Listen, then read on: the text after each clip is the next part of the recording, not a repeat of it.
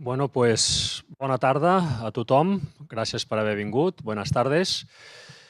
Bueno, pues estamos aquí un sábado más para continuar con estos temas que estamos haciendo acerca de la estatua de Daniel, esta profecía tan impresionante que hay en la Biblia, una profecía que todos los que la han conocido, pues en el momento de conocerla siempre han quedado sorprendidos, porque desde luego pues da un vislumbre del futuro impresionante de siglos y siglos. Esto desde luego pues detrás está la mano de un ser superior, esto no lo puede hacer un humano. Hoy vamos por tanto a continuar con esta profecía, vamos a ver ya la última parte. Por tanto, bueno, pues invitaros a estar atentos para que podáis adquirir todo este conocimiento y lo podáis pues llevar a aplicarlo pues a vuestras vidas. Ojalá lo creáis conveniente, ¿no? Es un día de lluvia, es un día pues de tormenta. La búsqueda del conocimiento implica tantas veces pues el tener que superar momentos de incomodidad, pero esto forma parte del juego de esta vida y, por tanto, pues a los que habéis venido, muchas gracias y esperamos que sea de vuestro interés. Así que vamos a hacer primero una introducción musical, como siempre, y adelante.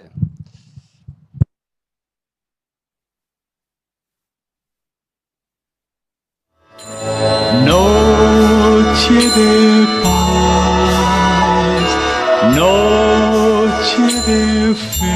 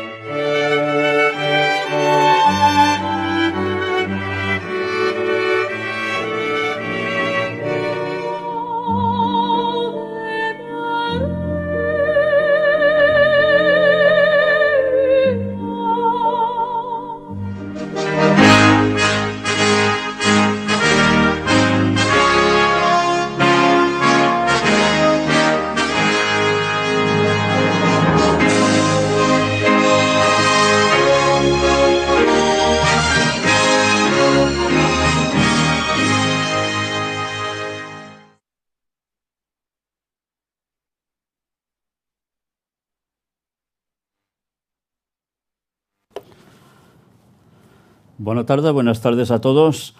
Hoy tenemos la continuación del tema de la estatua de Daniel y llegamos a la parte final, la parte más trascendental e importante de todas. Si os pregunto por las imágenes que habéis visto y los colores, no sé si habéis relacionado algo.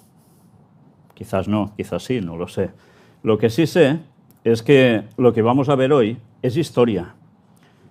Hemos visto cómo la estatua iba definiendo lo que ahora veréis aquí, en estas imágenes. Primero el título, os pondremos el título, los pies de la estatua y la roca.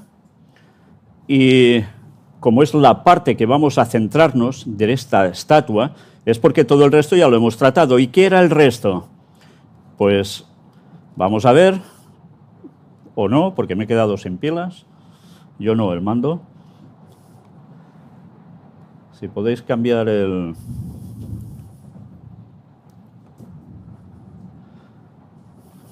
Merci. Bien, si vas viendo las imágenes, fijaos en la estatua, lo que hemos visto hasta ahora. Cabeza de oro, Babilonia. Pecho y brazos de plata, Medo-Persia. La parte del vientre, muslos, Grecia, bronce. Y el último día estuvimos viendo las piernas. hierro, Roma. Pero ahora nos toca saber qué son los pies, qué pasó después de Roma, cómo terminó Roma. Pero antes de nada, vamos a volver, mira por dónde, algo que ocurrió precisamente en ese imperio romano. Es el hecho más trascendente de la historia y de todo el mundo, lo sepan o no lo sepan.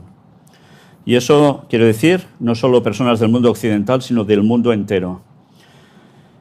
Fijaos, vamos a centrarnos en la época del Imperio Romano. Allí aconteció algo y diréis, ¿y ahora por qué nos enseñas esto? ¿Qué tiene que ver? Pues ya lo vais a ver qué tiene que ver. En el Evangelio de Lucas, capítulo 2, nos narra un acontecimiento y nos sitúa un periodo histórico que incluso nos cita quiénes estaban mandando en esos tiempos. Por eso es un hecho histórico, comprobable. Versículos del 1 al 7 nos dice, aconteció en aquellos días que se promulgó un edicto de parte de Augusto César, que todo el mundo fuese empadronado. Este primer censo se hizo siendo Cirenio gobernador de Siria. Fijaos que va poniendo nombres y de dónde gobernaban.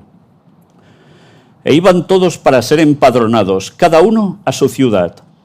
Y José subió de Galilea, de la ciudad de Nazaret, a Judea, a la ciudad de David, que se llama Belén, por cuanto era de la casa y familia de David, para ser empadronado con María su mujer, desposada con él, la cual estaba encinta. Y aconteció que estando ellos allí, se cumplieron los días de su alumbramiento, y dio a luz a su hijo primogénito, y lo envolvió en pañales, y lo acostó en un pesebre, porque no había lugar para ellos en el mesón. ¿Os suena esta historia? Lo hemos visto en la primera de las imágenes mostradas, el nacimiento de Jesús en Belén. Mateo 2 nos especifica más detalles al respecto para que nos situemos históricamente. Versículos del 1 al 7 nos dice, cuando Jesús nació en Belén de Judea, en días del rey Herodes, vinieron del oriente a Jerusalén unos magos, diciendo, ¿dónde está el rey de los judíos que ha nacido? Porque su estrella hemos visto en el oriente y venimos a adorarle. Oyendo esto, el rey Herodes se turbó y toda Jerusalén con él. Y convocados todos los principales sacerdotes y los escribas del pueblo, les preguntó dónde había de nacer el Cristo. Ellos le dijeron, en Belén de Judea, porque así está escrito por el profeta. Y tú, Belén, de la tierra de Judá, no eres la más pequeña entre los príncipes de Judá, porque de ti saldrá un guiador que apacentará a mi pueblo Israel. Entonces Herodes, llamando en secreto a los magos, indagó de ellos diligentemente el tiempo de la aparición de la estrella, y enviándolos a Belén dijo, id allá y averiguad con diligencia acerca del niño, y cuando le halléis, hacedmelo saber, para que yo también vaya y le adore. Bien, ya sabéis, todos conocéis la historia de Belén, espero que sí. ¿Qué sucedió? ¿Este rey quería en verdad adorar al niño Jesús? No, quería eliminarlo. Había oído que venía alguien siguiendo una estrella que decía que había nacido el rey de los judíos, pero si él era el rey, era Herodes. ¿Cómo podía permitir que hubiese otro rey aparte de él? Pues ya sabéis todo cómo sucedió después. Pero quedémonos en el contexto histórico. Fijaos cómo a Jesús se lo pone precisamente durante el Imperio Romano. Y además, en consecuencia, ¿qué sucedió? Pues surgieron los primeros cristianos en ese tiempo, los primeros que se convirtieron del judaísmo a lo que decía Jesús, Cristo, por tanto, cristianos. Pero es que resulta que en esos tiempos se adoraba la diosa Diana de Éfeso, conocida también como Artemisa. Ya sabéis que hemos venido mostrando durante todas estas conferencias, que con excepción de la primera básicamente, que hay toda una historia sobre divinidades que son mujeres. ¿Y de dónde surgía todo esto? Pues bien, hoy vamos a seguir con este tema porque va entrelazándolo absolutamente todo. Y tened presente que esto marcará el tiempo nuestro presente en muy, pero muy poco tiempo. Aquí tenéis a la señora Diana de Éfeso. ¿Qué veis que tiene? En la fotografía de la izquierda vemos que tiene unos cervatillos, unos animalitos, y esto nos recuerda automáticamente a Cibeles. Pero si vemos su figura, es un poco extraña, parece un poco como si fuera una sirena, fijaos en la parte final de los pies incluso, pero hay algo que sobresale, nunca mejor dicho, en su cuerpo. Pechos, muchos pechos. Bueno, hay personas que dicen que estos pechos, en verdad, son, ¿sabéis qué? Dicen que no son pechos, dicen que son huevos de toro, debido a que también había un culto, como hemos mostrado anteriormente, que tenía que ver con sacrificar también toros y demás. Pero en definitiva, lo que se ha visto siempre con esto no solo son pechos, sino que son huevos.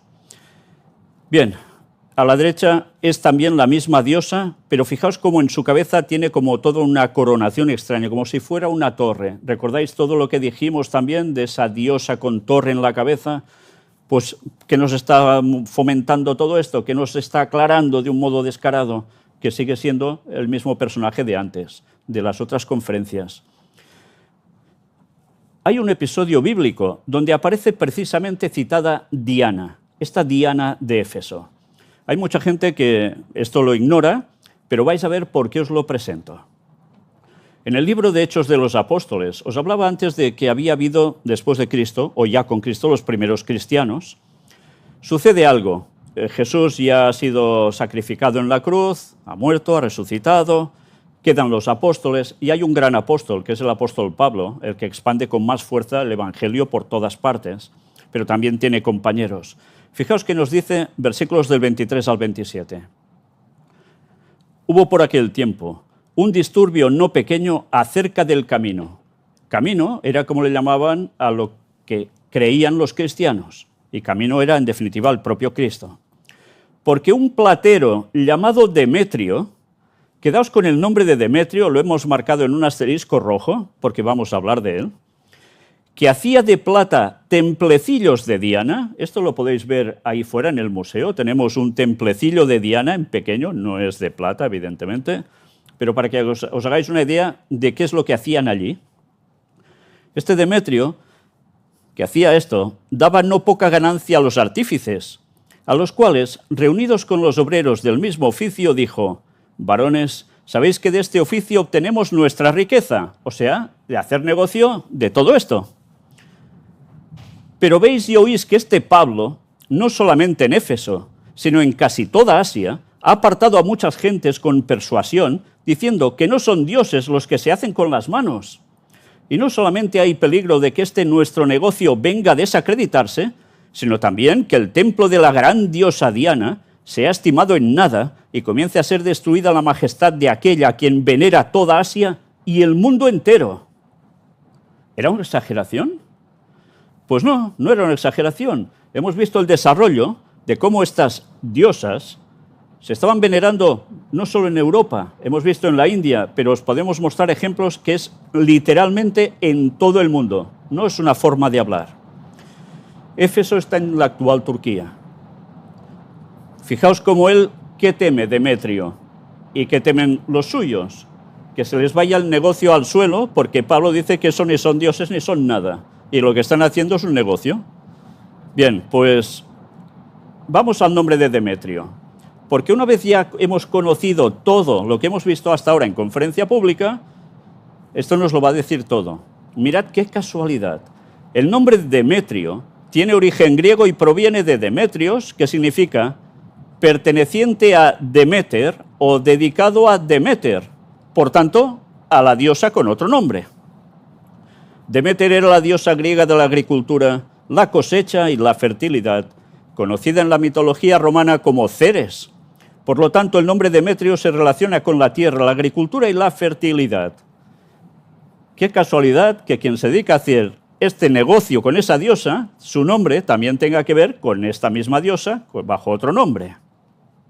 Mirad sobre Demeter, porque vamos a sacar algunas cosas interesantes. Demeter o Demetra, en griego antiguo, diosa madre, madre de la casa, o quizás madre distribuidora. Bueno, aquí nos dice del sustantivo indoeuropeo mater en griego, en latín Demeter, es la diosa griega de la agricultura, nutricia pura de la tierra verde y joven, ciclo vivificador de la vida y la muerte. Se la venera como la portadora de las estaciones, en un himno homérico, un sutil signo de que era adorada mucho antes de la llegada de los olímpicos, o sea, de los dioses del Olimpo. Antes ya se la estaba adorando. Por tanto, ¿a qué tiempo nos vamos? Los dioses del Olimpo, ¿a quién hace referencia? Nos hace referencia a todo el tema de la gente que estuvo pasando el diluvio. Por tanto, ya se empezaba a hablar de una señora que podía ser de esa época o anterior. El himno homérico a Deméter data aproximadamente del siglo VII a.C. Junto a su hija Perséfone, eran los personajes centrales de los misterios eleusinos que también precedieron al panteón olímpico. En textos arcaicos también es conocida como Deo. Deméter fue la primera en recoger el grano, que crecía en medio de las otras plantas y no era conocido entre los hombres, y dio cómo trabajarlo y guardarlo, y enseñó a sembrarlo. Interesante, nos vienen a decir que esta señora es la que conocía el arte de la agricultura y cómo hacer crecer las cosas. ¿Esto nos lleva hasta qué punto? Pues seguramente a un momento en que alguien salió del diluvio y empezó a enseñar a su generación posterior cómo hacer estas cosas. Cornuto la asocia, bueno, el nombre de Cornuto ya sabéis que es muy especial, la asocia como uno de los nombres de la tierra. Dice que porque hace nacer y cría todo a manera de una madre, la llamaron Deméter, esto es, tierra madre o deo madre, porque tanto ella como lo que está en sus manos se les entrega a los hombres en abundancia para que lo repartan y lo degusten, o porque gracias a su poder, con lo que andan buscando, lo cual quiere decir que lo encuentran. En la mitología romana se asociaba a Deméter con Ceres. Cuando se le dio a Deméter una genealogía, se dijo que era hija de los titanes, Crono y Rea. Titanes es lo mismo que ¿qué?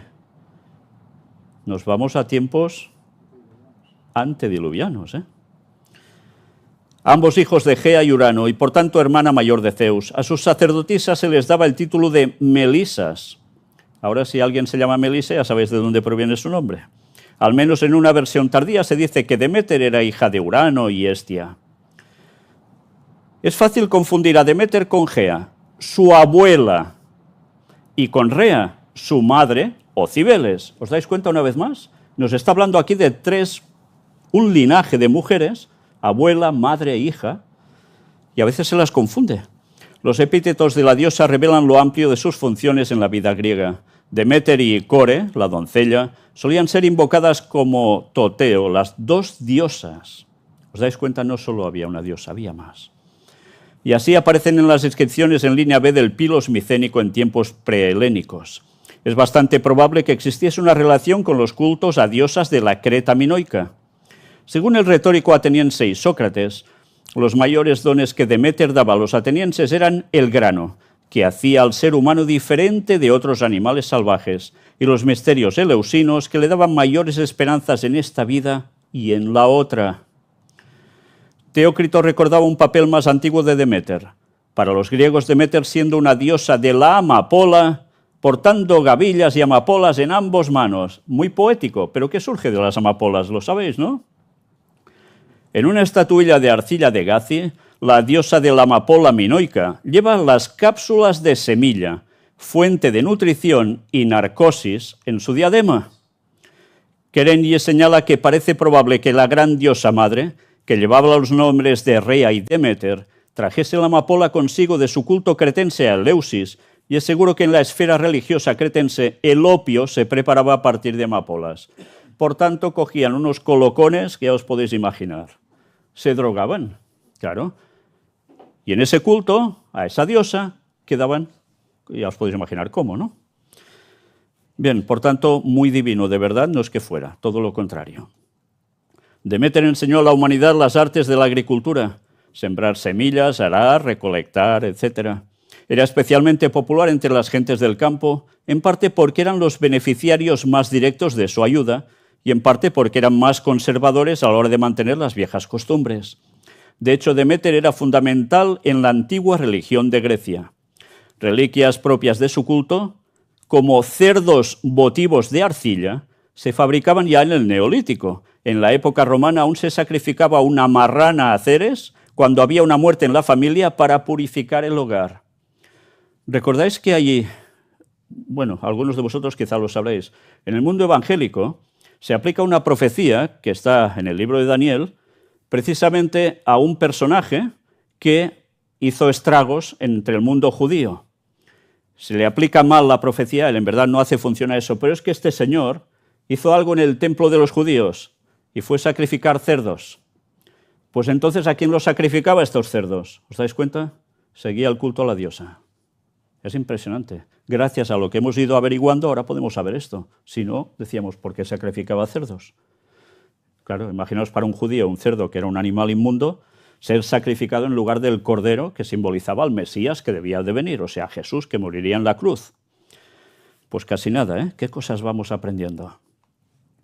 Sigamos con el relato donde lo hemos dejado con Demetrio. El texto, a partir del versículo 28, nos dice: cuando oyeron estas cosas, se llenaron de ira y gritaron diciendo: ¡grande es Diana de los Efesios!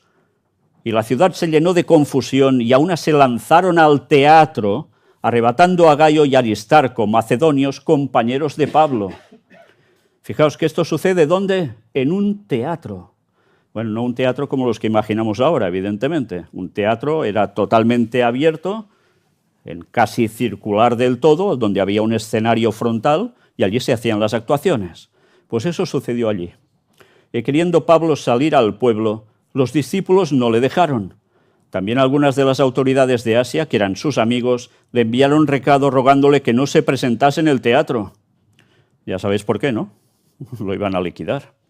Unos pues gritaban una cosa y otros otra, porque la concurrencia estaba confusa y los más no sabían por qué se habían reunido. Y sacaron de entre la multitud a Alejandro empujándole los judíos. ¿Y por qué los judíos lo empujaban? Si esto tenía que ver con la señora Diana de Éfeso. Porque los judíos que no aceptaron a Jesús como el Mesías no tuvieron suficiente con asesinar a Cristo, sino que además iban a destruir a todo aquel que fuera cristiano. No querían que su culto siguiera adelante. Y estaban allí en medio con todo ese tema de esa diosa pagana. Impresionante, ¿eh? Y nos sigue diciendo el texto. Entonces Alejandro, pedido silencio con la mano, quería hablar en su defensa ante el pueblo. Pero cuando le conocieron que era judío, todos a una voz gritaron casi por 2 horas: ¡grande es Diana de los Efesios! En ese teatro, que ya veréis las imágenes, porque ahora os mostraremos un vídeo cuando estuvimos allí, vais a ver que es inmenso. Imaginaos eso lleno de gente, gritando durante 2 horas lo mismo. Casi nada, ¿eh? Entonces el escribano, cuando había apaciguado la multitud, dijo: varones efesios, ¿y quién es el hombre que no sabe que la ciudad de los Efesios es guardiana del templo de la gran diosa Diana y de la imagen venida de Júpiter? Interesante, ¿eh? Creían que la diosa venía de Júpiter. ¿Qué llegó de Júpiter? Bueno, esto ya es otra historia. Puesto que esto no puede contradecirse, es necesario que os apacigüéis y que nada hagáis precipitadamente, porque habéis traído a estos hombres sin ser sacrílegos ni blasfemadores de vuestra diosa. Que si Demetrio y los artífices que están con él tienen pleito contra alguno, audiencias se conceden y procónsules hay, acúsense los unos a los otros.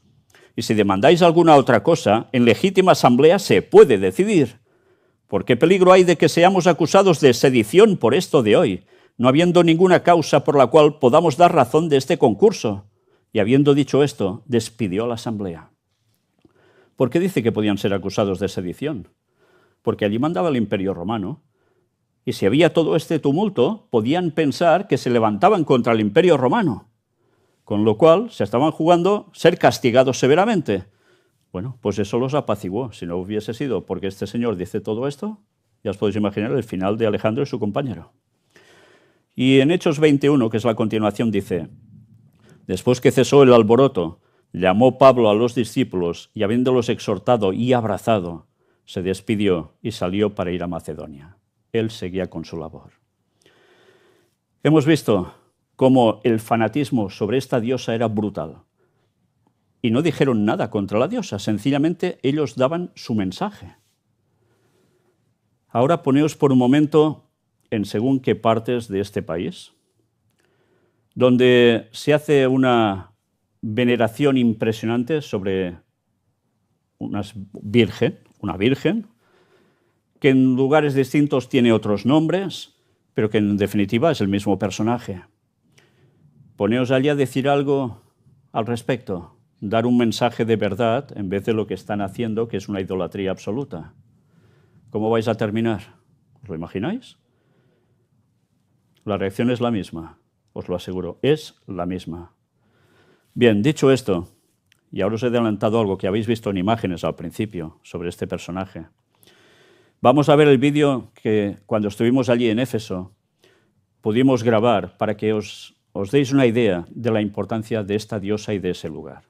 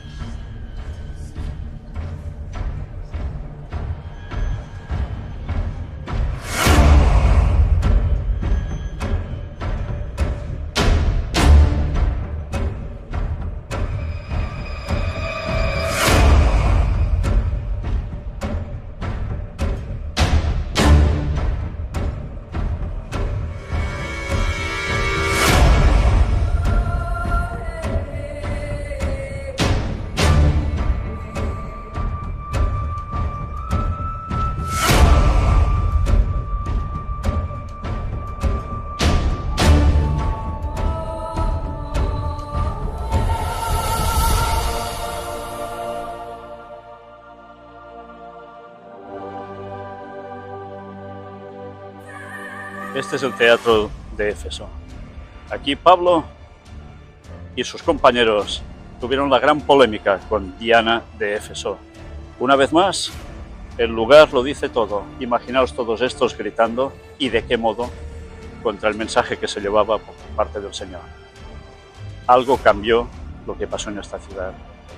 Y por fin, un poder iba a caer para suscitar otro, el poder de Dios, donde una vez más se iban a convertir personas a la auténtica fe.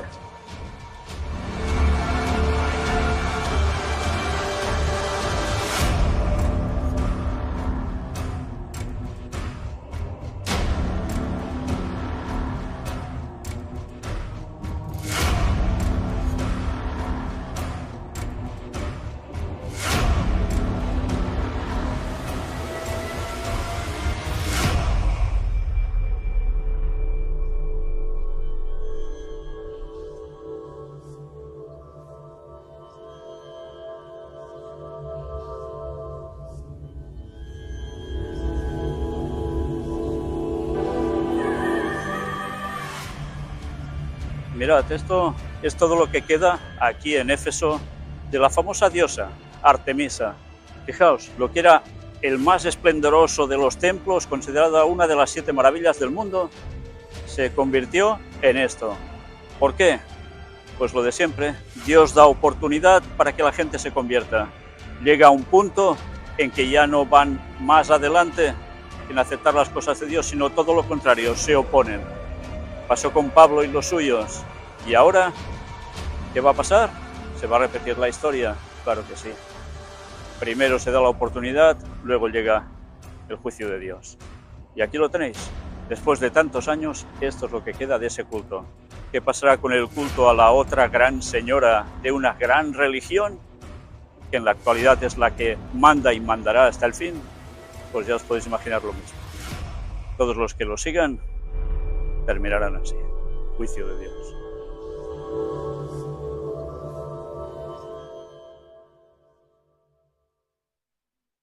De ese teatro es enorme, ahí cabían multitud de personas, pero os habéis fijado también en la estructura, cómo estaba grabada la estatua de Diana, o las 2 estatuas. En una de ellas se veía arriba en la cabeza un Pegasus, ¿os habéis fijado? En la corona, en la parte de arriba. Lo mostramos también con esa estatua de Diana de Éfeso, que era una copia más o menos de una estatua anterior que había habido, que era la otra figura que se nos mostraba, que también tenía un Pegaso. ¿Y dónde la vimos esa? Lo mostramos en la conferencia anterior, en Nashville, en Tennessee, en Estados Unidos. Era un panteón también. Si os habéis fijado también, mientras se estaba enfocando a la Diana de Éfeso, en un momento se ven que sí, que está llena de animalitos, ¿verdad? Sus ropas son pliegues, tal como se describía la diosa también en su momento. Pero ¿os habéis fijado cuando se pone la imagen lateral? En el lateral, fijaos qué tipo de animales vemos. Sí, hay florecillas, porque también hay florecillas que ya hemos visto que tenía que ver precisamente con el culto a esta diosa y que aparecen en tantos templos católicos. Pero hay también ¿el qué? Una abeja. ¿Por qué abeja? Una vez más lo vimos, ¿os acordáis en el Vaticano? Y cerca del Vaticano, el símbolo de la abeja. Y también con un escudo papal de 3 abejas. La abeja con el significado de la colmena, con 6 ángulos, cada casilla. Equivalente la abeja, por tanto, al 6. 3 abejas significaba el famoso 666, el número de la bestia, de la cual, si Dios quiere, hablaremos no en esta conferencia, sino probablemente en la siguiente. Dicho esto, ¿habéis visto lo que quedaba del templo, que era una de las 7 maravillas del mundo? Nada. Solo quedaba una columna, y que supongo que se rehizo, porque todo lo demás estaba arrasado. Lo que había por allí era un perro, y nosotros que estábamos por allí filmando, nadie más. Luego sí, vino un autocar con gente, pero es un lugar que era el centro del culto a esa diosa, y esto es lo que quedaba. Porque la diosa no era adorada en el teatro, era adorada aquí.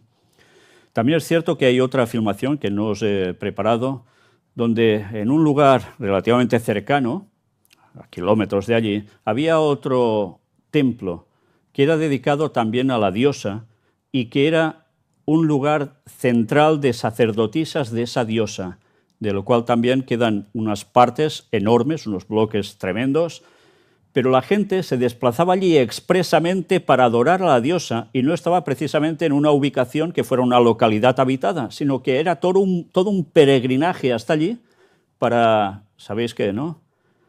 Sí, adorar a la diosa. ¿Qué implicaba adorar a esa diosa? Y las sacerdotisas eran prostitutas y eso es a lo que iban allí. Bien, por tanto, un culto muy divino, evidentemente, no era. Os he citado en este vídeo que hay una religión actualmente que sigue, dicen, venerando, en verdad es más que eso, a una señora. Y si aquí hemos visto cómo acabó el culto a una diosa, y la gente que estaba asociado a esto, la historia se va a repetir. Pero ya hablaremos de eso próximamente. Pero también había algo más. 3 diosas romanas, anciana, adulta y joven. Luego veremos algo que os mostraré en el museo nuestro. Hablemos de las moiras, o conocidas también como las 3 fates. Las moiras o 3 fates para los romanos determinaban el destino de los mortales. Eran las 3 diosas del destino y se pensaba que eran hijas de Zeus y la diosa Temis, personificación del bien y del orden. Las 3 diosas, a las que siempre se representaba como solteras, se llamaban Cloto, la hilandera. ¿Recordáis lo de hilar, lo de tejer? Mira por dónde. Laquesis, la distribuidora, y Atropos, la inevitable. Cloto hacía girar el hilo de la vida de los humanos. Laquesis decidía la longitud de la vida y Atropos cortaba el hilo cuando a la persona le llegaba la hora. ¿Y veis la imagen? Las 3 mujeres juntas aquí. Bien, regían el destino de cada persona. 3 diosas, tejiendo la vida de cada persona, de cada ser humano. Y diréis, ¿y esto qué tiene que ver? Pues ya veréis qué tiene que ver, seguramente dentro de poco. Según otra versión, solo había una diosa del destino que era hija de Nix, la diosa de la noche, o la reina de la noche, que vendría a ser también Lilith. Bueno, ya quizás os viene alguna cabecita la canción de Tino Casal, bueno, esto es otra historia. Fijaos que esta mujer está representada con una antorcha también, ¿eh? Interesante esto. Pero vamos a la profecía en sí. Nos hemos ubicado en ese tiempo. Pero Roma se acabó. ¿Y cómo se acaba Roma? Ahora veremos cómo estáis de historia. La profecía nos seguía diciendo, después del hierro, de esas piernas de hierro, ¿qué venía? Pies en parte de hierro y en parte de barro cocido. Una amalgama imposible, no se une. Fijaos, Daniel 2, versículo 33 nos decía, sus piernas de hierro, pero después, sus pies en parte de hierro y en parte de barro cocido. Un poco más adelante, versículos 41 y 42, fijaos qué nos dice aquí. Y lo que viste de los pies y los dedos, fijaos que matiza, y los dedos lo concreta, en parte de barro cocido de alfarero y en parte de hierro. Será un reino dividido, mas habrá en él algo de la fuerza del hierro, así como viste hierro mezclado con barro cocido. Y por ser los dedos de los pies en parte de hierro y en parte de barro cocido, el reino será en parte fuerte y en parte frágil. Por tanto, después de Roma habría otro poder. ¿Ha habido otro poder después de Roma? Ahora empieza tic-tac, a ver quién responde, ¿no? Vamos a hacer un poco de historia. ¿Cómo cayó el Imperio Romano? Las tribus germánicas del norte de Europa se encargaron de derrocar el último de los grandes imperios. Sí, no fue solo una tribu, fueron bastantes tribus. Se calcula unas 13, 14, hasta quizás 15 tribus distintas, pero llegaron a ser 10. Las 10 tribus bárbaras principales que invadieron el Imperio Romano fueron visigodos, ostrogodos, vándalos, francos, suevos, alamanes, burgundios, anglosajones, lombardos y hunos. Y los dedos de los pies, si no eres una persona un poco extraña, ¿cuántos dedos tienes? 5 en cada pie, ¿no? Por tanto, en total, 10. Curioso, ¿eh? 10 tribus germánicas son las que destrozan al Imperio Romano, representación de los dedos de la estatua. Las invasiones bárbaras fueron un conjunto de migraciones y ataques de pueblos no romanos que se asentaron en las fronteras y luego dentro del Imperio Romano de Occidente. Estas tribus, a menudo clasificadas como bárbaras por los romanos, provenían de diversas regiones de Europa y Asia, y sus movimientos fueron un factor clave en la caída del Imperio Romano de Occidente. ¿Sabéis por qué les llamaban bárbaros? No barberos, bárbaros. Porque para ellos el lenguaje, que no era latín, y venían del norte, les sonaba a ladridos. La palabra de bárbaros viene a decir ladridos, les sonaban como si fueran perros ladrando, por eso les llamaban bárbaros. Ahora el concepto de bárbaro nos queda alguien bastante salvaje, ¿no? Bueno, pues era esto en principio. O también se dice, qué cosa más bárbara, ¿no? A veces como muy potente. Pero resulta que, mira por dónde no nos deshacemos de las diosas. Porque las tribus bárbaras también tenían sus diosas. Y veréis qué paralelismos una vez más. Las tribus bárbaras, en su mayoría germánicas, no tenían un panteón unificado de diosas como las culturas clásicas, la griega, la romana. Sus creencias religiosas eran más bien de carácter animista y politeísta, con deidades asociadas a la naturaleza, la guerra y la fertilidad. Se veneraban a dioses y diosas, pero no siempre tenían un equivalente directo a las figuras mitológicas de Roma o Grecia. ¿O sí? Cuidado, porque a veces la inteligencia artificial dice cosas que están acertadas y cosas que no, y hay que vigilar, debemos conocer más cosas. Algunas deidades femeninas mencionadas en relación con los pueblos bárbaros incluyen Freya. En la mitología nórdica era la diosa del amor, la belleza, la fertilidad, el oro, la guerra y la muerte, asociada con la adivinación y la magia según la mitología nórdica. Aunque no es exclusivamente de tribus bárbaras, su culto se extendió entre algunos grupos germánicos. ¿Y qué lleva alrededor de todo su cuerpo? Serpiente enrollada, pero ¿y toda la parte del pecho? Da sensación también de lo mismo que Diana, ¿no? Curioso. Nertus, una diosa de la tierra, la fertilidad y la paz, adorada por algunos pueblos germánicos. Su nombre significa fuerza o poder. Se la representa también, ya veis, encima de dos cabezas. ¿De qué? ¿De algún animal? Parecen una serpiente, águilas. No, yo, sinceramente, no sé distinguirlo. Tortugas, podría ser también. Bueno, pero ¿no recuerda esto? Estar asociada con animales a su alrededor, lo mismo de siempre. Pero atención a esto, las Nornas. En la mitología nórdica, las Nornas eran las tres diosas del destino, Urt, Verdandi y Skuld, que tejían la red del destino de cada individuo. Escuchad que esto no es Roma, ¿eh? Estos son tribus germánicas y tienen la misma creencia. En la mitología nórdica, las Nornas son tres mujeres que representan el pasado, el presente y el futuro. No son descritas como jóvenes en todas las representaciones. Uror o Urt representa el pasado, Veroandi o Verdandi el presente y Skuld o Skulu el futuro. Aunque todas son femeninas, no necesariamente son todas jóvenes en su apariencia. Algunas representaciones muestran a Uror como una mujer adulta y a Skuld como una niña. Por lo tanto, aunque son deidades femeninas, no todas son jóvenes en su representación y su apariencia refleja la edad que representan, pasado, presente y futuro respectivamente. ¿Veis la imagen? Diosas celtas. Una es anciana, la otra está embarazada, la otra es una joven. Tienen una paloma en la mano y la otra que tiene un búho, una lechuza, un buito. Fijaos una vez más la importancia de estos animales con todo lo que hemos visto hasta ahora en conferencias. Paloma iba asociado a ¿quién? Semiramis. Y el búho, más de lo mismo, ¿eh?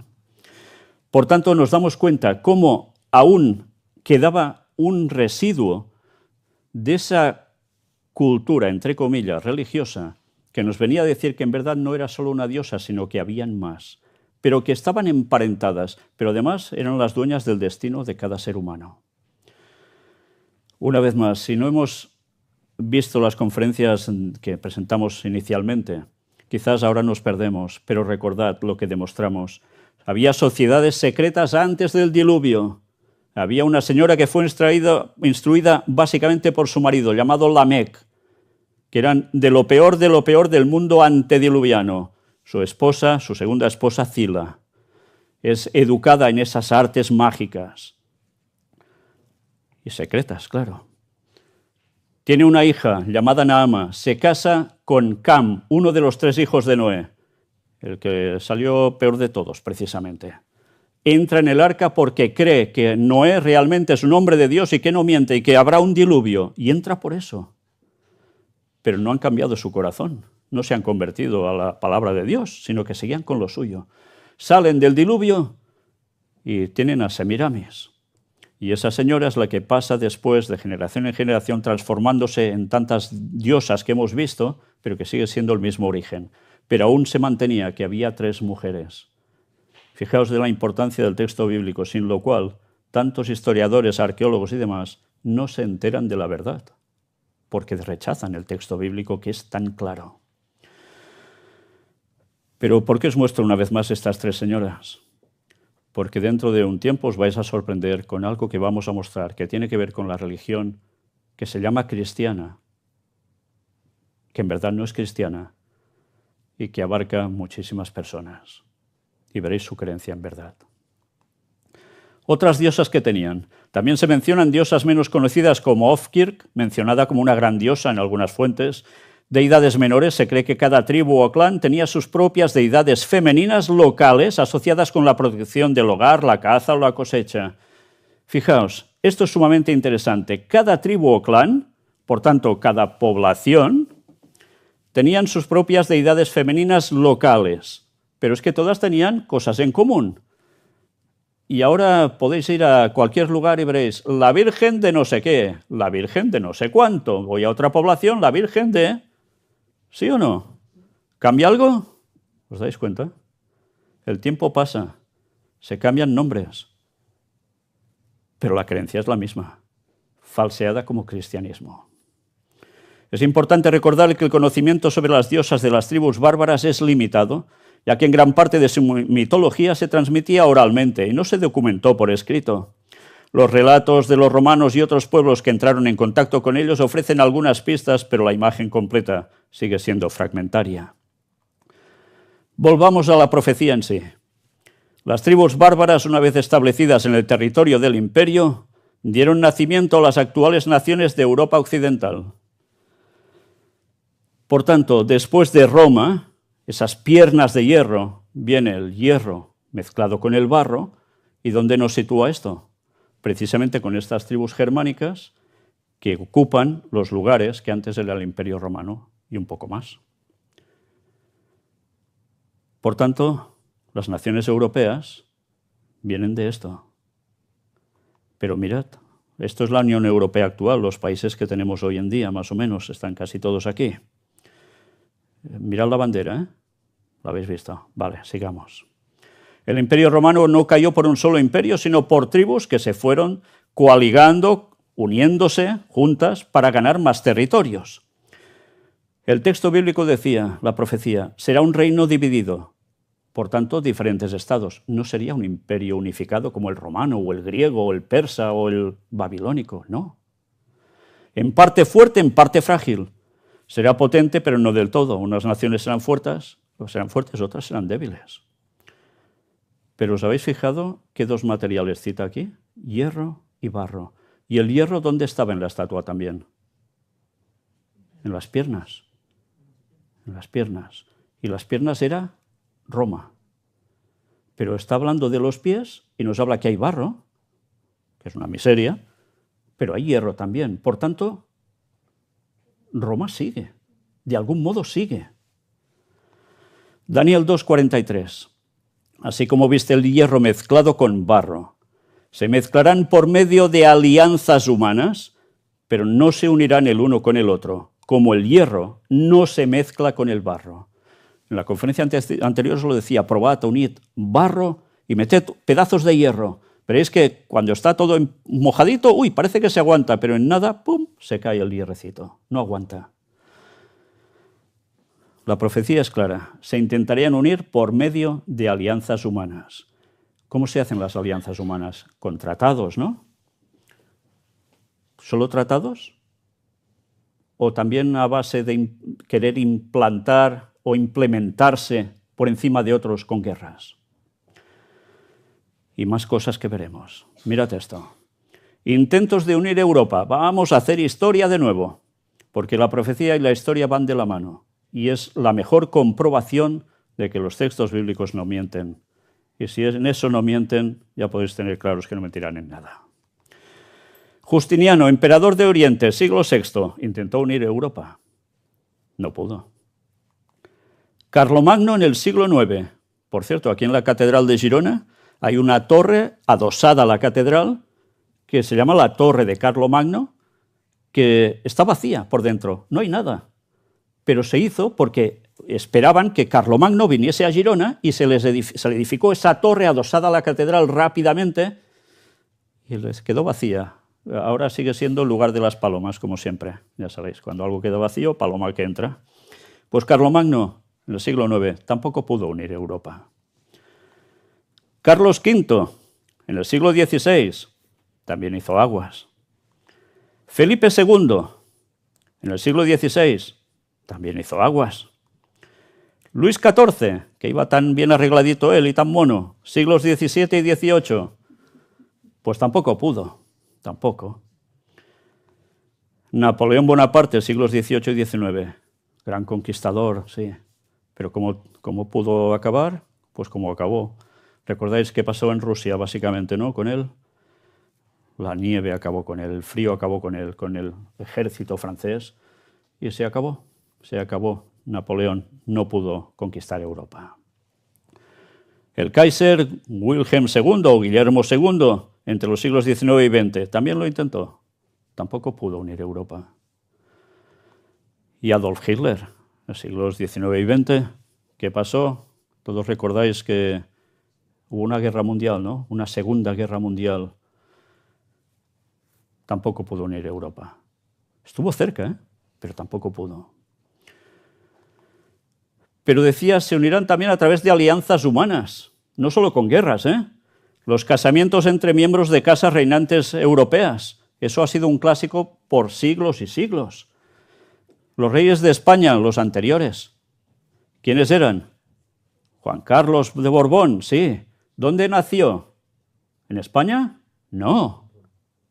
En Milán creo que era, o en Roma, creo que en Milán, no estoy seguro, pero era italiano. Bueno, es italiano, no se ha muerto. Y la reina Doña Sofía, de Grecia. Y mira por dónde van y reinan, ¿dónde? En España. Y así puedes ir citando casas reales de toda Europa. Se han intentado casar unos con otros, países hacen uniones, pero ¿cómo termina? ¿Unido? No, no han podido. ¿Mentía la profecía de Daniel dada 2600 años antes que nosotros? Se sigue cumpliendo hoy en día. No me digáis que esto es impresionante. ¿Quién puede saber esto humanamente? Si Dios no lo revela a un profeta, esto no lo sabría absolutamente nadie.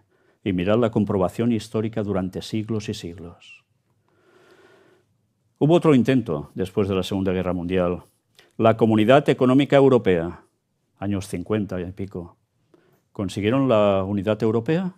No. Y posteriormente, y ahora, la actual Unión Europea. ¿Están consiguiendo la Unión Europea absoluta?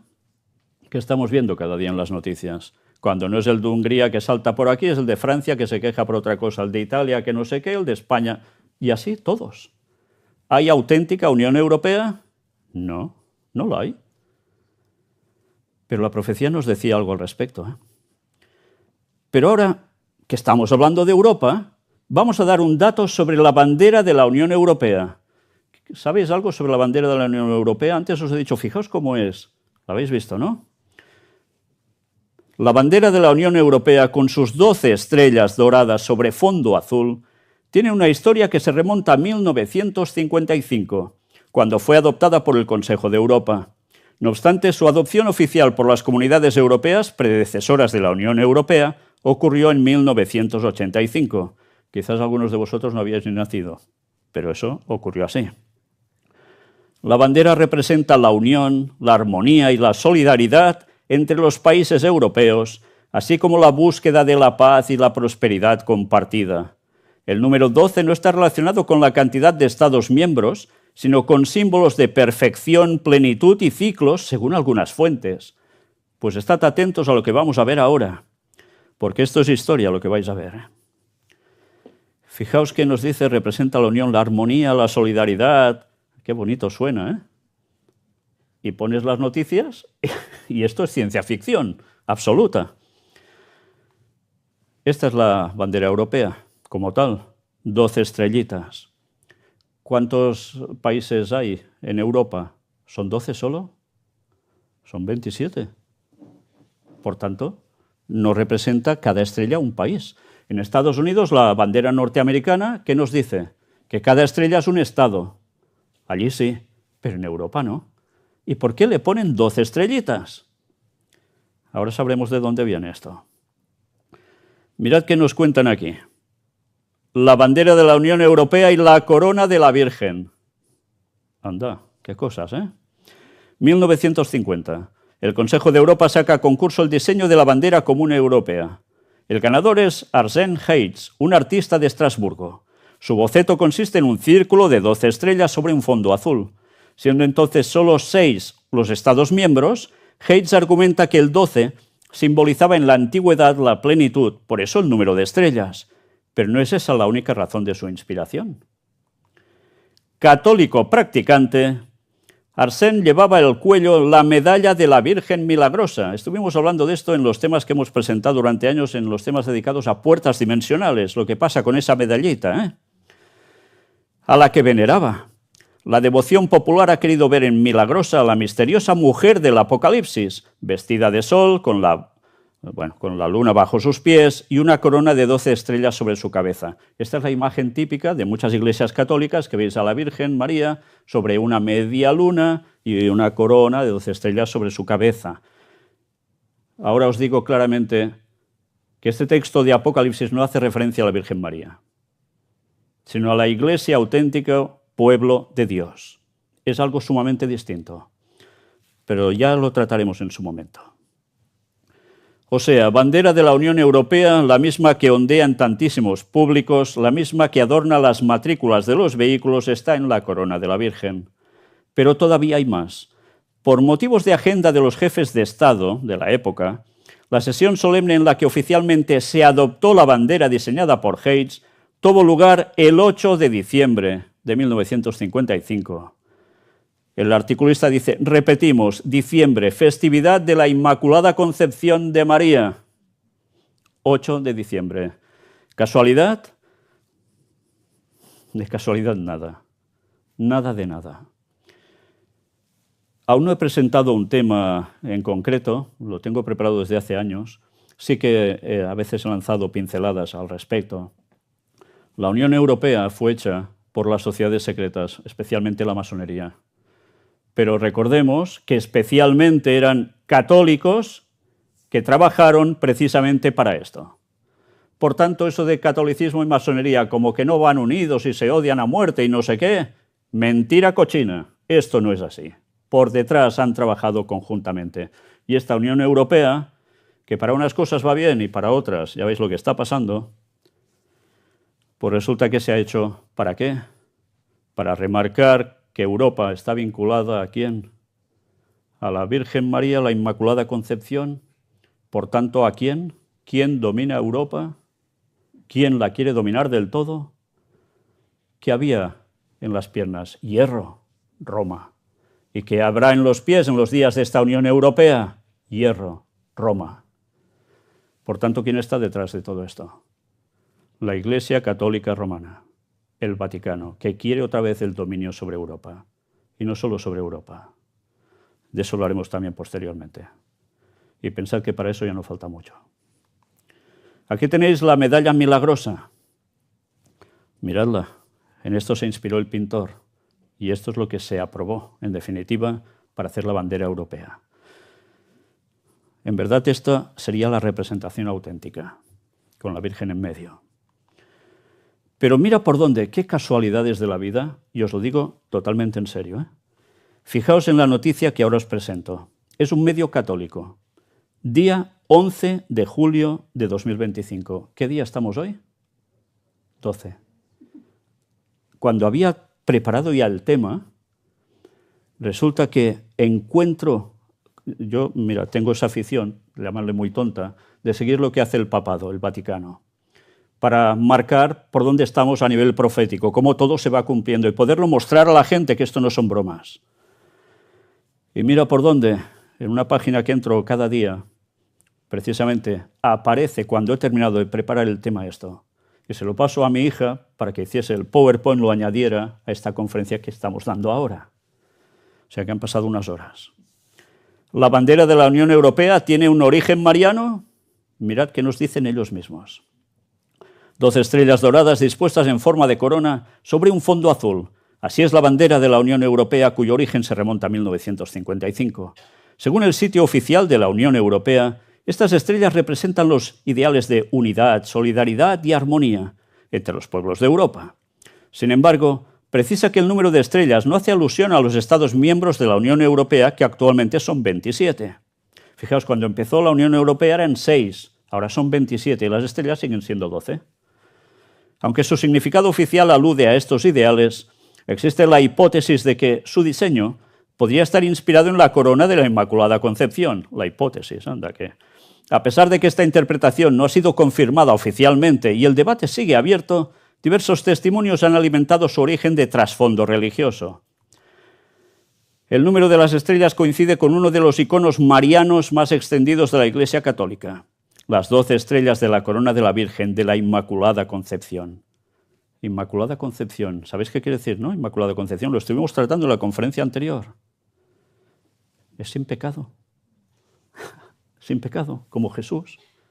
¡Qué mentira! Porque la Biblia dice que todos pecaron, el único que no fue Jesucristo. Bueno, pues la Inmaculada Concepción, mira por dónde. ¿Y qué vimos? ¿Cómo se llamaba también? ¿Inmaculada a quién? Lo vimos en la conferencia anterior. A esas diosas, precisamente. Anaíta o Anaít. Qué casualidades, ¿no? ¿A quién estarán sirviendo entonces el papado? ¿Qué culto tendrán en verdad por detrás? En el año 1955 el Consejo de Europa lanzó un concurso para elegir su bandera. De entre todas las propuestas que recibieron, eligieron finalmente a la del pintor Arsène Hayes, un francés que trabajaba en el servicio de correos del Consejo en Estrasburgo.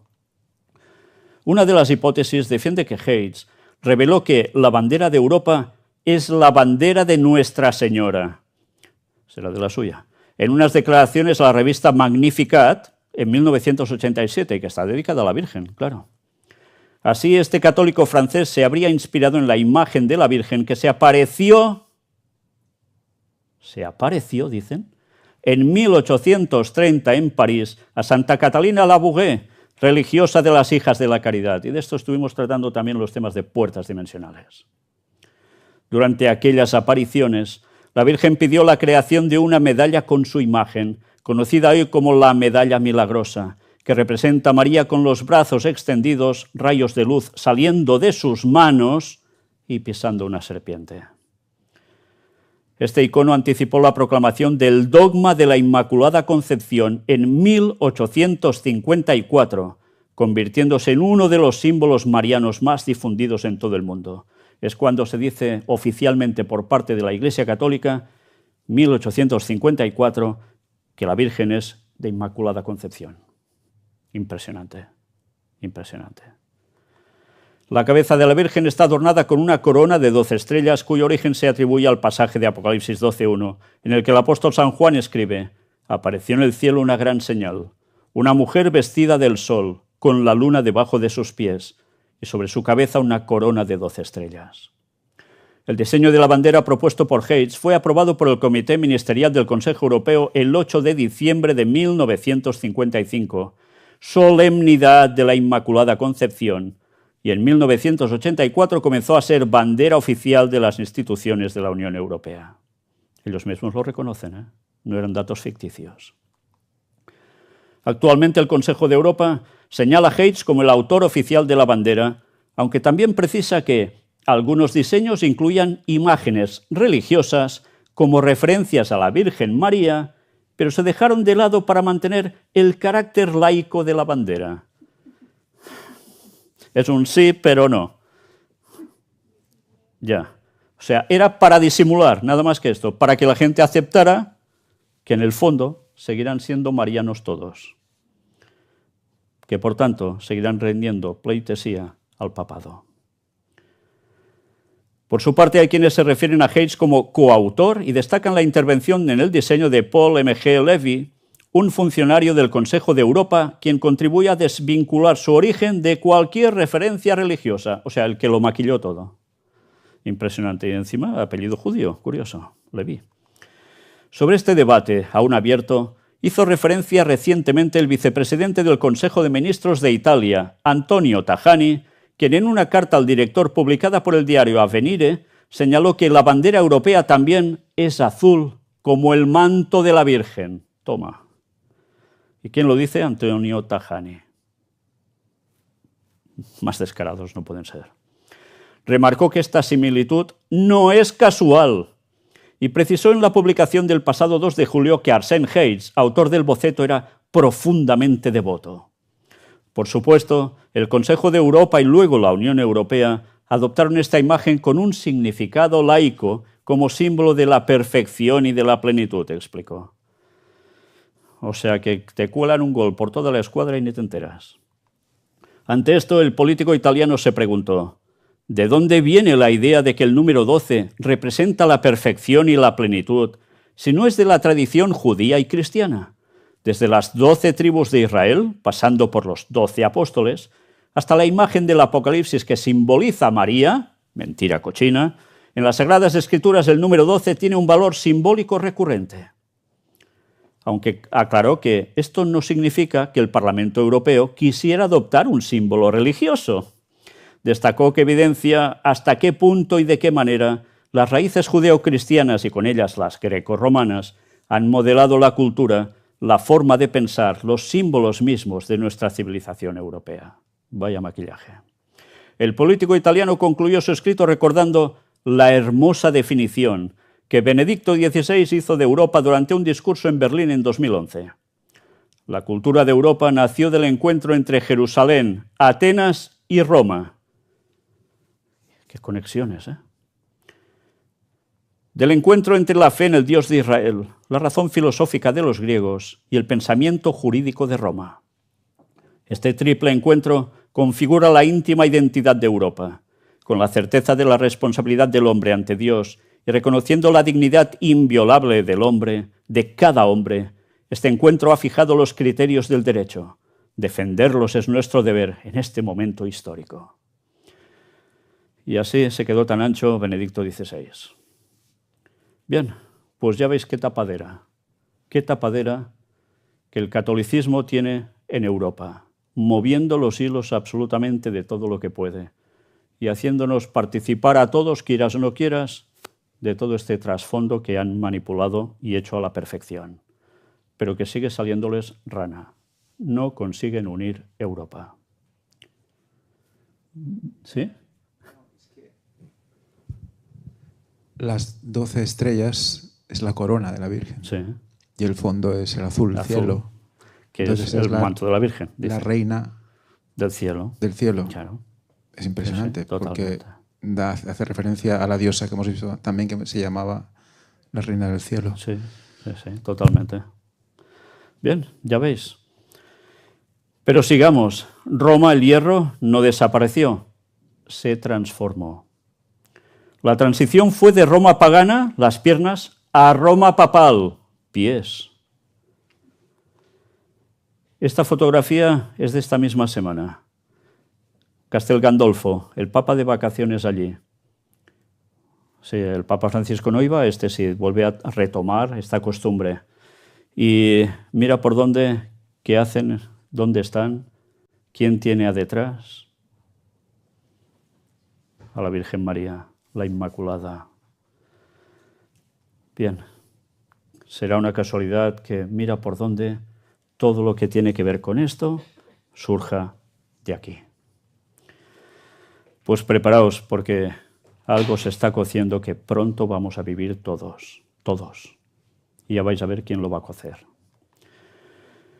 Bueno, hay algo que ha quedado pendiente En una próxima conferencia mostraremos más datos sobre otras profecías de Daniel que corroboran, incluso citados por nombre, los imperios de la estatua. Y eso está en los capítulos 7 y 8.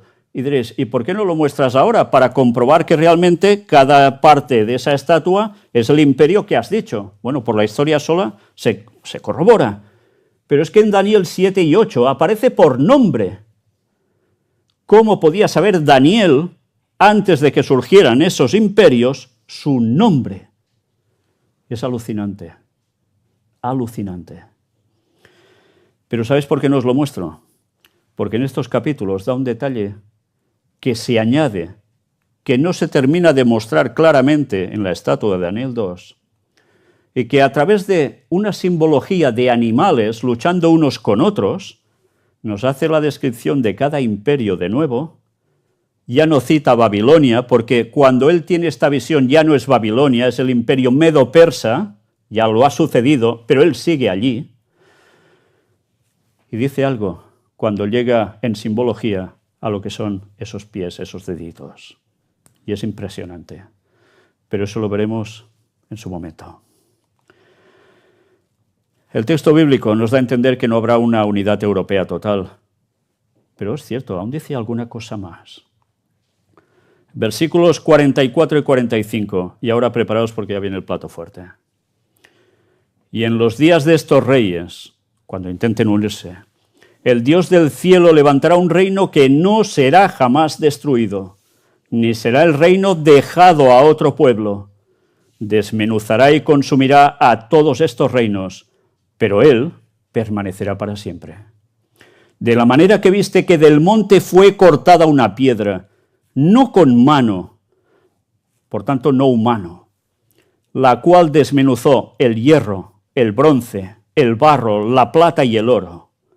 El gran Dios ha mostrado al rey lo que ha de acontecer en lo porvenir, y el sueño es verdadero y fiel su interpretación. Daniel le está diciendo al rey que había tenido este sueño de esta estatua, le está describiendo todo lo que vio el rey. ¿Y os acordáis? El rey no recordaba que había soñado. Nadie le podía decir qué había soñado y los quería ejecutar a todos esos astrólogos, a esos magos. Y Daniel, gracias a Dios, le he revelado qué es lo que ha soñado el rey. Pero no solo eso, todo su significado. Y se lo dice al rey. ¿Y qué le está diciendo? Que en los días de estos reyes, cuando se esté intentando unir Europa, ¿qué va a pasar? Que de repente aparecerá algo que desmenuza todos esos reinos. Y se hace un gran reino, que permanecerá para siempre. No habrá otro después de ese. Va a ser lo último de lo último. Pero claro, nos dice que quien hace esto fue una piedra cortada que cae y se carga toda la estatua. Y le dice al rey claramente, Dios te ha mostrado el porvenir. Hace 2600 años, Dios le mostró al rey Nabucodonosor de Babilonia qué acontecería años y años después de él. ¿Lo clavó? Vaya que se lo clavó. Y dice, el sueño es verdadero y fiel su interpretación. La interpretación es la que es, no hay vuelta de hoja. Y atención a esto que os he escrito aquí, lo he puesto gráficamente porque si alguno de vosotros quiere coger este PowerPoint y enseñarlo donde sea, lo podáis hacer. El siguiente imperio aparecerá precisamente en los días de estos reyes, cuando pretenden esta unificación europea total. Este nuevo imperio que permanecerá para siempre, representado por la roca que destruye la estatua y que llena toda la tierra, ya está a punto de aparecer en escena, porque estamos en los días de estos reyes. Pero ¿a quién representa esta piedra no cortada por mano humana? El sueño es así, viene la piedra y la estatua se hace pedazos. Y de esa piedra se hace un gran monte que llena toda la tierra. O sea, impera por toda la tierra, sobre toda la tierra. Y ahora es cuando la gente suele decir, es un meteorito, pero un meteorito imperará sobre toda la tierra. ¿Habéis visto un meteorito hablar y decir, yo hago? Es que no. Por tanto, es absurdo, no cuadra. Atención ahora a esto. una ley básica para entender las claves proféticas y los temas en general bíblicos. Dice que la Biblia se interpreta a sí misma a través de la comparación de textos. Hay textos en la Biblia que hablan sobre el mismo tema, pero que no están todos juntos o en un mismo sitio, sino que están en un libro aquí, en un libro allá. Quizás han pasado cientos de años entre un libro y otro, entre esa composición por distintos autores, pero hacen la referencia a lo mismo. Mírate esto. El texto, esto os lo digo porque no creáis que me invento yo, que hay que estudiar la cuestión profética de este modo. Isaías, el profeta Isaías 28, en el capítulo 28, versículo 10, dice: porque mandamiento tras mandamiento, mandato sobre mandato, renglón tras renglón, línea sobre línea, un poquito allí, otro poquito allá. En el versículo 13 sigue diciendo más de lo mismo. La palabra pues de Jehová le será mandamiento tras mandamiento, mandato sobre mandato, renglón tras renglón, línea sobre línea, un poquito allí, otro poquito allá. Y ahora de esta parte final no vais a entender nada, hasta que vayan y caigan de espaldas y sean quebrantados, enlazados y presos. Pero esto ya lo explicaremos en otro momento, porque si no, no acabamos nunca. Pero dice que la Biblia hay que estudiarla comparando textos para sacar el agua clara, y eso en profecía es básico, en cualquier doctrina, pero en profecía, clarísimo. Demostración de qué es la piedra o la roca mediante los textos bíblicos. Bueno, ha llegado el momento de la verdad, ¿no? ¿Qué es esa roca que se carga la estatua, que impera después sobre toda la tierra? Hechos de los Apóstoles, capítulo 4, versículo 11. Jesús ya estaba en el cielo, quedan los apóstoles y dice: este Jesús es la piedra, reprobada por vosotros los edificadores, la cual ha venido a ser cabeza del ángulo. Había sido desechado, lo habían rechazado los propios judíos, y Pablo les está hablando. Era él, la piedra, y la habéis rechazado, pero ahora es la cabeza del ángulo. Es el todo para que el edificio aguante. Y dice: y en ningún otro hay salvación. No dice ninguna diosa ni ninguna virgen. En ningún otro hay salvación.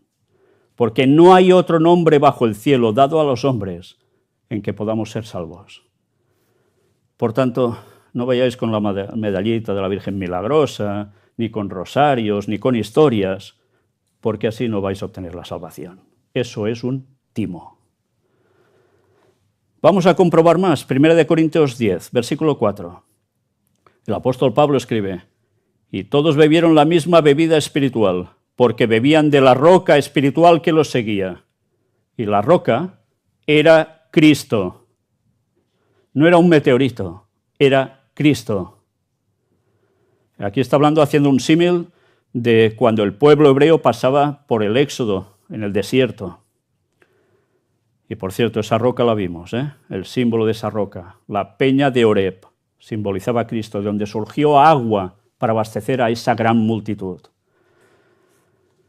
Efesios, escrito también por el apóstol Pablo, capítulo 2, versículo 20. Edificados sobre el fundamento de los apóstoles y profetas, no de la Virgen, siendo la principal piedra del ángulo Jesucristo mismo. Aún un texto más, Primera de Pedro, este lo escribió el apóstol Pedro, el que dicen que fue, mira por dónde, el primer papa. Una vez más de decir, mentira cochina. Esto no es verdad. En el capítulo 2, versículos del 3 al 8 dice: si es que habéis gustado la benignidad del Señor, acercándoos a Él, piedra viva, desechada ciertamente por los hombres, mas para Dios escogida y preciosa. Vosotros también, como piedras vivas, sed edificados como casa espiritual y sacerdocio santo, para ofrecer sacrificios espirituales aceptables a Dios por medio de Jesucristo, que es la piedra auténtica. Por lo cual también contiene la Escritura: he aquí pongo en Sión la principal piedra del ángulo, escogida, preciosa. Sión, Jerusalén, para que me entendáis. Y el que creyere en él no será avergonzado. Para vosotros, pues, los que creéis, él es precioso, pero para los que no creen, la piedra que los edificadores desecharon ha venido a ser cabeza del ángulo, y piedra de tropiezo, y roca que hace caer, porque tropiezan en la palabra, siendo desobedientes, a lo cual fueron también destinados. La roca es Cristo, la piedra viva es Cristo. Nosotros, como imitadores de Él, piedras vivas, que hemos de seguir haciendo lo que Él hacía. Pero fijaos que dice también, cabeza del ángulo pasa a ser, ha sido desechado, pero después nos dice que esa misma piedra tan fundamental es piedra de tropiezo y roca que hace caer. Por tanto, la que hace caer la estatua, la que hace caer al mundo entero porque lo desestiman como el Salvador del mundo. Y después de ver la profecía de Daniel 2, ¿quién es el guapo que se atreve a decir que eso es mentira? Cuando se puede demostrar históricamente punto por punto. O quieres creer o no te da la gana de creer. Y puedes decirlo abiertamente, no me da la gana de querer aceptar que Jesús es quien es. Pero hay que decirlo claramente. Pero no se puede uno autoengañar diciendo, no, esto no es así, porque está demostrado. Por tanto, la piedra, la roca, es Cristo. Y Cristo se carga la estatua y se hace un gran monte que domina la tierra. ¿Qué quiere decir esto? Que hay un nuevo imperio. ¿Y de quién será este nuevo imperio? El quinto reino universal no será humano. Será el reino de Cristo, instaurado por Dios y del cual serán súbditos todos los que hayan aceptado el plan divino de salvación, lo que en la actualidad a la gente le importa un bledo, claramente. ¿Y esto cuándo sucederá? Esto sucederá en la segunda venida de Jesucristo. Si la roca es Cristo y aparece en esos días en que esté Europa queriéndose unir, como ahora, es en la segunda venida de Jesús. Esa piedra aparece y se lo carga todo. Pero claro, hay un plan divino de salvación. Por tanto, ¿quiere decir que viene la segunda venida de Jesús y se acaba el mundo? ¿O sucede algo? Luego lo veremos. Ya finalizando. Apocalipsis 11:15, el último libro del Nuevo Testamento y por tanto de la Biblia, escrito por el apóstol Juan. El séptimo ángel, habla de cuestión profética también y simbólica, ¿eh? Eso lo veremos también en su momento. El séptimo ángel tocó la trompeta y hubo grandes voces en el cielo que decían: los reinos del mundo han venido a ser de nuestro Señor y de su Cristo, y Él reinará por los siglos de los siglos. ¿Queda claro qué hará Jesús en su segunda venida? ¿Queda claro que esa roca, cuando cae, termina con este mundo tal como lo conocemos?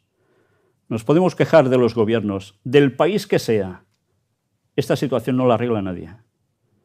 Nos viene una guerra mundial. Esto no lo arregla nadie. Pero el papado, y eso lo demostraremos, va a decir que ellos son la solución. Y la gente se lo va a tragar. Porque van a suceder cosas impresionantes en los cielos que la gente creerá que es verdad.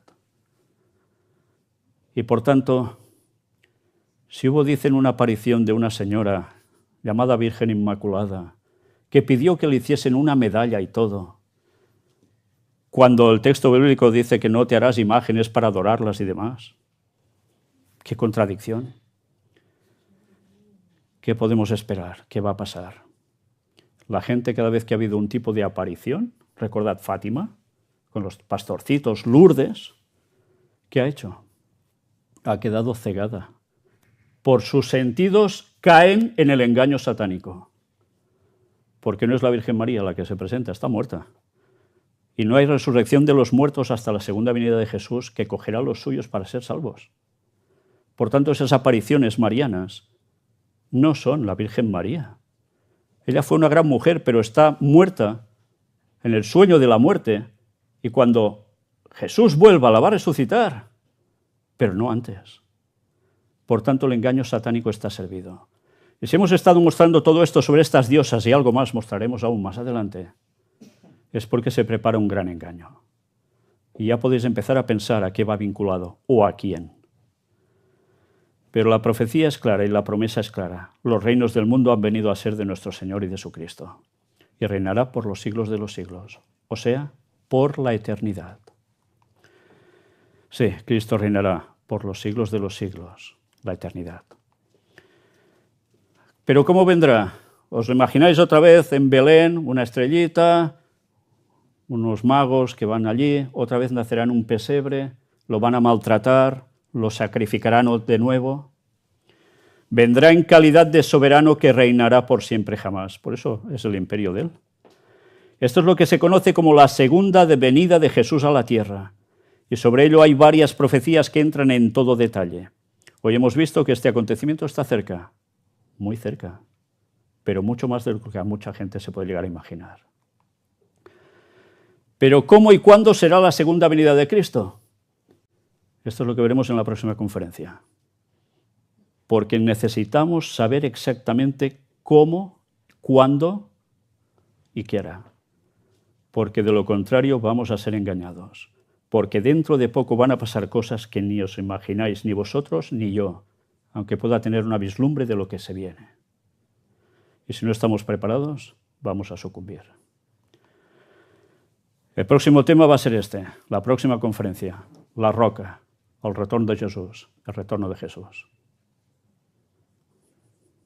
Dissabte 19 de juliol a les 17 hores, la sala de conferències i museu El Gran Engany presenta La Roca, el retorn de Jesús. Com serà? Quan serà? Què farà? És imprescindible conèixer la veritat perquè algú molt poderós apareixerà poc abans fent-se passar per ell.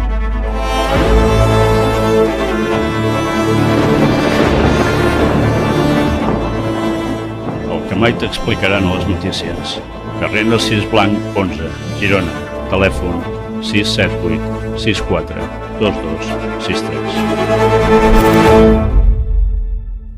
Pues este va a ser el próximo tema. Y os digo que si no sabéis de qué va esto, os vais a quedar impresionados. Pero ya os digo, es necesario, es vital conocerlo. Teóricamente ahora terminaríamos aquí la conferencia, pero no terminaremos aquí. Primero, ¿cómo termina la historia de Daniel con el tema del sueño y el rey? ¿Le dice todo esto y ya está? ¿Y no hay más relato? Daniel 2, versículos del 46 al 49 nos dice: Entonces el rey Nabucodonosor se postró sobre su rostro y se humilló ante Daniel y mandó que le ofreciesen presentes e incienso. El rey habló a Daniel y dijo: Ciertamente el Dios vuestro es Dios de dioses y Señor de los reyes, y el que revela los misterios, pues pudiste revelar este misterio. Entonces el rey engrandeció a Daniel y le dio muchos honores y grandes dones, y le hizo gobernador de toda la provincia de Babilonia y jefe supremo de todos los sabios de Babilonia. Y Daniel solicitó del rey y obtuvo que pusiera sobre los negocios de la provincia de Babilonia a Sadrac, Mesac y Abednego, sus 3 compañeros, y Daniel estaba en la corte del rey.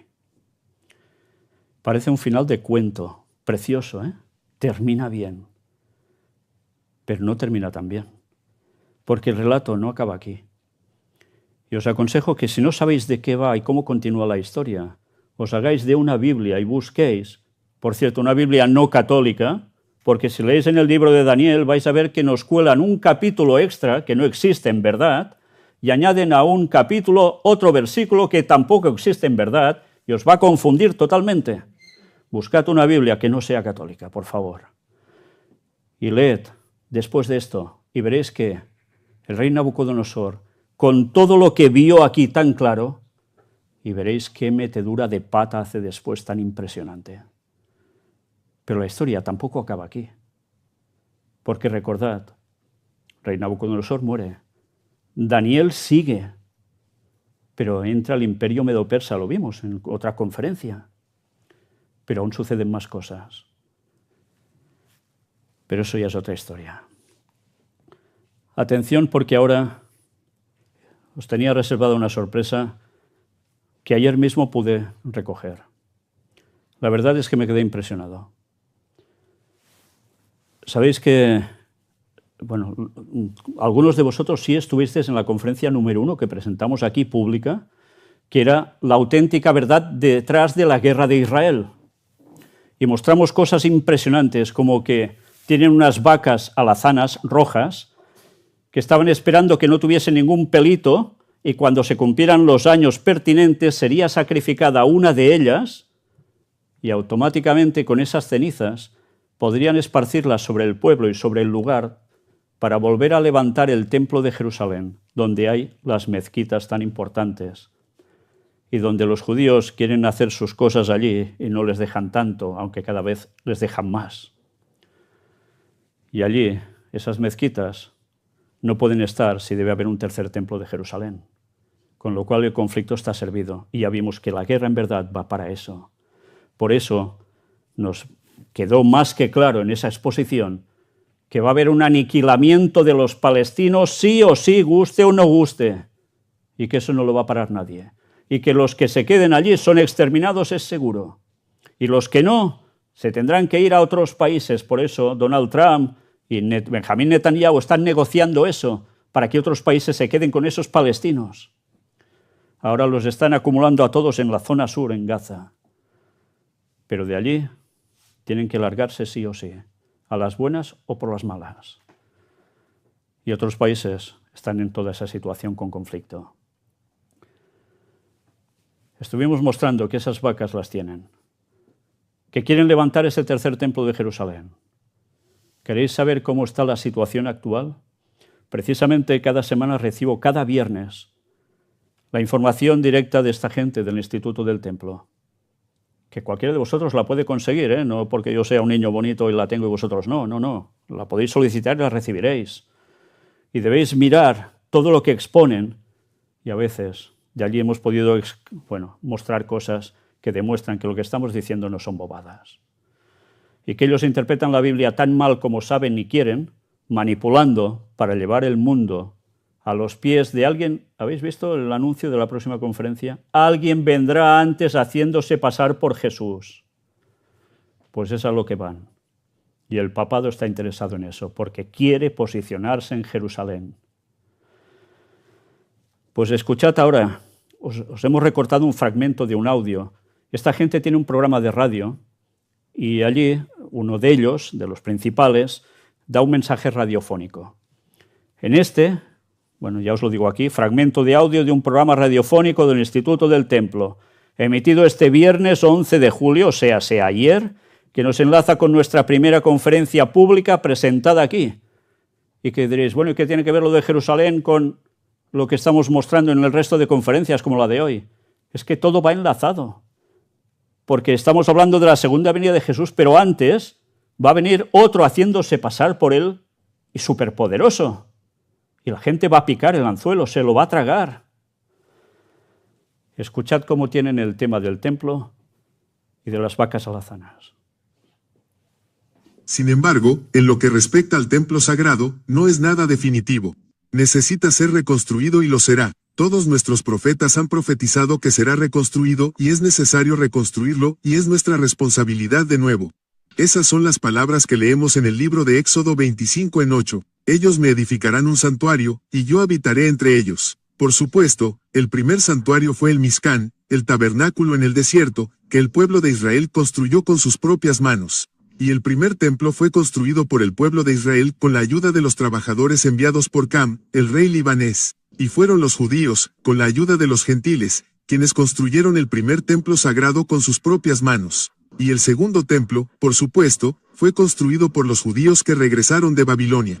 Y a pesar de tremendas dificultades económicas y tremendas dificultades políticas e incluso tremendas dificultades espirituales y religiosas, porque el pueblo en esos 70 años que habían estado en el exilio se había asimilado en gran medida y había perdido su identidad, así que había que recuperarla. Pero a pesar de todos esos obstáculos, tuvieron éxito en la reconstrucción del templo sagrado. Sí, hoy tenemos tremendos desafíos y obstáculos geopolíticos, pero no podemos dejar que eso nos disuada o desanime. Y no le corresponde al Musia, no le corresponde al Mesías construir un templo sagrado. Sí, sabemos que Rambam nos dice que confirma la tradición que si aparece el Musia, y aún no hemos construido el templo sagrado, entonces él es quien supervisará la construcción del templo sagrado. No lo construirá él mismo. Hará que el pueblo de Israel construya el templo. Pero la reconstrucción del templo no tiene por qué esperar al Mesías. Como las demás mitzvot, es una mitzvah que depende de nosotros. Ese es el propósito de los mandamientos. Hay cosas que debemos hacer y hay cosas que somos capaces de hacer, ya sea como individuos o como nación. Dios no nos da mandamientos que seamos incapaces de cumplir. Simplemente no funciona así. ¿Cuál sería el punto? Eso sería cruel. Y la idea de que bajará del cielo es simplemente, ya sabes, no confiamos en los milagros. Está prohibido confiar en los milagros. Lo único que bajará del cielo será la presencia de Dios. Cuando construimos el templo, esa es la contribución de Hashem. Construimos el templo físico y Hashem lo llena con su presencia. Con eso es lo que baja del cielo.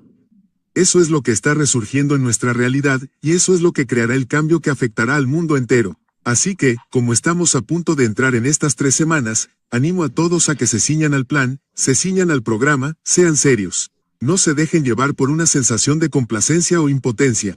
Depende totalmente de nosotros y todo lo que tenemos que hacer es estar decididos y llevarlo a cabo. Y en ese sentido, quiero mencionar que el Instituto del Templo, y de nuevo mantenemos esto en secreto por varias razones, el Instituto del Templo dio enormes pasos hacia adelante para concretar la creación de las cenizas del Ger Rojo. No voy a hablar mucho sobre ello, pero se dieron ciertas cosas, ciertos pasos que nos acercan mucho más a esa meta. Y de nuevo, eso es algo en lo que el Instituto del Templo está constantemente involucrado, y lo mencioné recientemente porque fue el párrafo de la semana pasada que trata sobre el Ger Rojo. Sé que puede ser frustrante para la gente porque no hablamos mucho de ello y te preguntas qué está pasando. Tenemos Hirs aquí. ¿Son coser? ¿Cuándo van a ser sacrificados? Entiendo tu curiosidad y tu deseo de saber qué está pasando y tener una idea de lo que está pasando. Y también entiendo tu impaciencia por querer que avance. Lo único que puedo decir es que hay razones políticas, y por razones políticas me refiero a que si hacemos demasiado ruido al respecto, lamentablemente crearemos oposición dentro del mundo judío, y fuera de él, lo que solo obstaculizará nuestro progreso.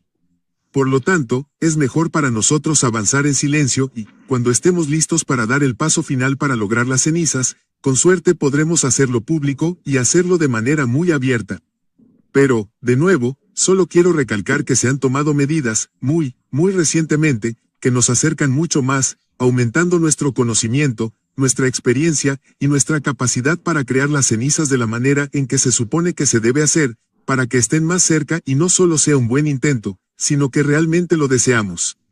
Realmente tiene que ser un éxito, por lo tanto, hemos logrado un progreso tremendo y lo dejaré así. No nos queda mucho tiempo, pero hablemos rápidamente del Parabalak de esta semana. Como dije antes, ITH comienza en el libro de los Números, capítulo 22 en 2 y concluye en 22 en 5. Y leamos los primeros versículos en hebreo y luego en español. El votante israelí Benoaz, que eres Balak, hijo de Seipur. Todo lo que Israel le había hecho al amorreo. La semana pasada leímos sobre cómo Israel conquistó a los amorreos. Moab se asustó mucho del pueblo porque era numeroso, y Moab se disgustó ante los hijos de Israel. Moab dijo a los ancianos de Madián, ahora la congregación, es decir, Israel, lamerá todo nuestro entorno como lame un buey la hierba del campo. Balak, hijo de Seipor, era rey de Moab en ese momento. Envió mensajeros a Bilam, hijo de Bor, a Tor, que está junto al río de la tierra de los miembros de su pueblo, para que lo convocaran diciendo, mira, un pueblo ha salido de Egipto. Mira, ha cubierto la superficie de la tierra y está sentado frente a mí. Ahora, por favor, ven y maldice a su pueblo por mí, porque es demasiado poderoso para mí. Quizás pueda golpearlo y expulsarlo de la tierra. Porque ahora sé que a quien bendiga será bendecido y a quien maldiga será maldecido. Vaya, esa última frase me suena muy familiar. ¿Por qué? Porque, por supuesto, el único que bendice o maldice es Hashem.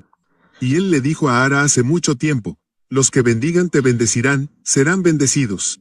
Y, por supuesto, los que te maldigan serán maldecidos. Y sabemos que eso es tan cierto hoy como siempre. Y esas naciones que han bendecido a Israel hoy, que son aliadas de Israel, esas naciones son bendecidas. Y esas naciones que han decidido, como Moab, como Balak, el rey de Moab, intentar ir a la guerra contra Israel o maldecir a Israel o destruir a Israel simplemente porque le tienen miedo. Israel los intimida. Israel no tenía planes para Moab. Israel tenía una tierra a la que estaba destinado a entrar. Una promesa de Hashem. Eso era todo lo que Israel quería entonces. Eso es todo lo que Israel quiere hoy. Israel no está tomando la tierra de nadie más que la suya. No hay razón para que nadie tema a Israel o intente destruirlo. Pero aquí estamos hoy, y si las naciones no están tratando de atacarnos físicamente y destruirnos, y ciertamente están tratando de maldecirnos, y podríamos seguir y seguir y seguir, tener otro programa sobre los intentos en los medios, todas las burlas en el mundo hoy en día, ya sean en los medios tradicionales, ya sean en los medios de Internet, los medios de Twitter, o ya sean políticos o líderes de naciones que tienen cosas horribles que decir, o la ONU, que todos han tratado de maldecir a Israel todo el tiempo con sus palabras, con las cosas horribles que dicen. Las maldiciones no se mantienen mientras Israel se mantenga fiel a su rumbo, e Israel se ha mantenido fiel a su rumbo, especialmente estos últimos 2 años. Recibió una llamada de atención muy brusca el 7 de octubre de 2023, y realmente sacudió al pueblo de Israel, sacudió a la casa de Israel, y nos hizo recobrar la sobriedad y enderezarnos. Y nos hemos vuelto más decididos y más fieles a nuestro rumbo y más leales a nuestro destino de lo que habíamos sido porque, por desgracia, habíamos estado a la deriva. Pero ahora estamos muy centrados.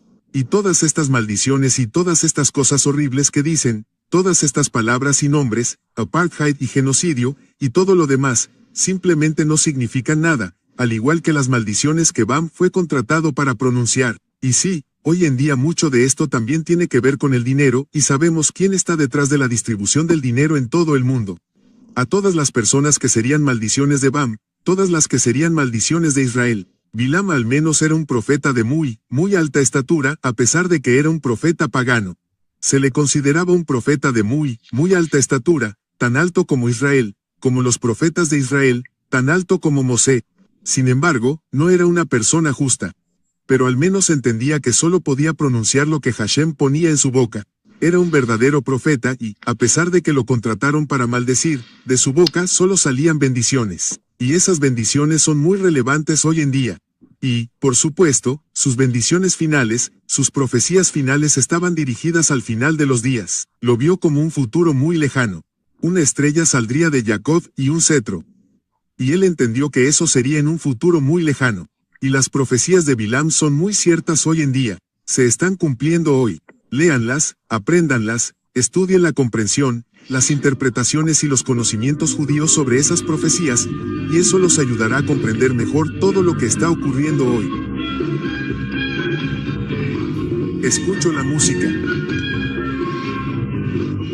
De nuevo, antes de irme, solo quiero expresar mis oraciones por el bienestar, la recuperación y el consuelo de todos aquellos en Texas que han perdido tanto. Gracias por estar conmigo, Temple Talk.